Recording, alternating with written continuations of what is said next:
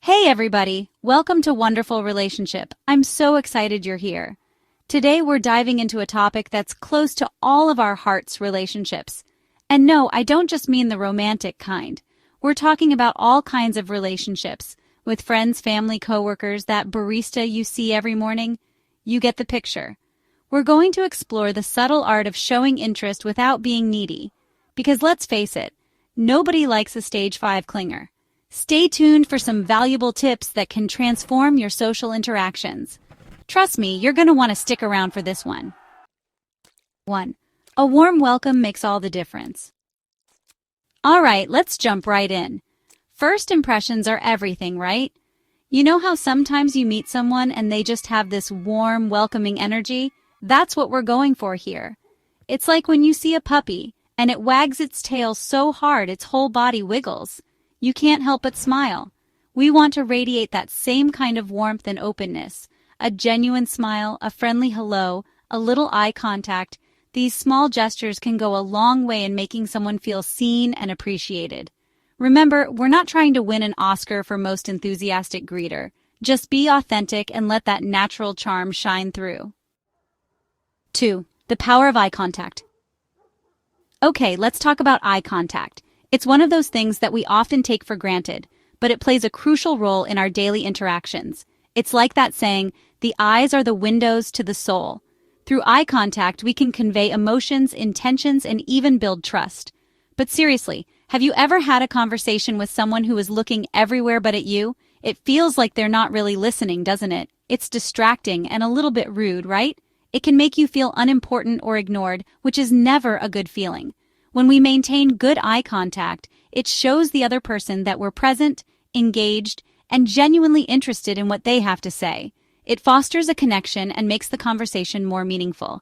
Now, I'm not saying you have to stare them down like you're in a staring contest. That's just creepy. There's a fine line between good eye contact and making someone uncomfortable. Just find a comfortable balance, you know? It's about being natural and relaxed, not forced or intense. Think of it like you're trying to figure out what color their eyes are. This way, your gaze is soft and curious, not piercing or invasive. It's subtle, but it makes a world of difference. Good eye contact can transform a simple chat into a memorable interaction, leaving a lasting impression. 3. Interest versus overstepping. So, we've talked about the importance of showing interest, but here's the thing. There's a fine line between being interested and being, well, a little too interested. We want to find that sweet spot where we're engaged and attentive without overwhelming the other person. Think of it like Goldilocks and the 3 bears. You don't want to be too hot or too cold. You want to be just right. Give them space to breathe. Let them have their moment, and don't monopolize the conversation. Remember, a little mystery goes a long way. 4. The art of active listening. It's not just about hearing. You know what's better than someone who just hears your words? Someone who actually listens.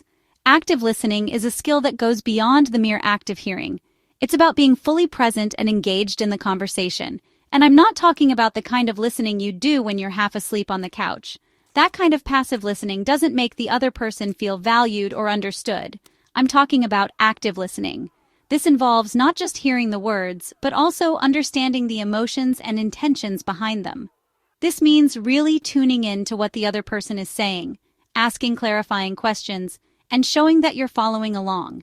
It's about making the speaker feel heard and appreciated. It's like when you watch a really good movie and you get so caught up in the story that you forget you're even watching a movie. You're completely immersed in the experience. That's the kind of engagement we're going for. When you actively listen, you create a connection that goes beyond words. Put those phones away, silence those mental to-do lists, and really be present in the moment. By doing so, you show respect and genuine interest in the other person, fostering deeper and more meaningful relationships. 5. Body language speaks volumes. What's yours saying? Okay, let's talk about body language for a second. It's something we all do, often without even thinking about it. Whether you're chatting with friends, having a meeting at work, or just hanging out at a cafe, your body is always communicating something. Did you know that a huge chunk of communication is nonverbal? In fact, studies show that up to 70% of our communication is conveyed through body language, facial expressions, and gestures. It's fascinating when you think about it. That's right, our bodies are constantly sending out signals, whether we realize it or not. Every nod, every hand gesture, and every smile or frown is a piece of the puzzle that others use to understand us. So, if you're leaning in, nodding your head, and making eye contact, you're basically saying, "Hey, I'm interested in what you have to say." These actions show engagement and attentiveness, making the other person feel valued and heard. On the other hand, if you're slouching, crossing your arms, and looking at your phone, well, you're sending a very different message. These behaviors can indicate disinterest, boredom, or even defensiveness, which can create a barrier in communication. Pay attention to your posture, uncross those arms, and try to mirror the other person's body language a little bit. Mirroring can create a sense of rapport and make the interaction more comfortable for both parties. It creates an instant connection. Positive body language can make a world of difference in how we connect with others, fostering better relationships and more effective communication. 6. Keep it real, the power of genuine compliments. Everybody loves a good compliment, right? But here's the catch. They have to be genuine. Don't just throw out compliments like you're Oprah giving away cars. Find something specific that you genuinely appreciate about the other person and tell them. Maybe you love their laugh, their sense of style, or their ability to make you feel comfortable. Whatever it is, make sure it comes from the heart. People can spot a phony a mile away, so keep it real, folks. 7. Open-ended questions keep the conversation flowing. Here's a little secret to avoid those awkward silences. Open-ended questions are your new best friend. Instead of asking yes or no questions that can lead to dead ends, ask questions that encourage the other person to open up and share more about themselves. For example, instead of asking, "Did you have a good weekend?" try something like, "What did you do this weekend?" See the difference? It's subtle, but it makes a world of difference in keeping the conversation flowing. 8. Be yourself. Authenticity is key. Listen, I know it's tempting to try to be someone you're not, especially when you're trying to make a good impression.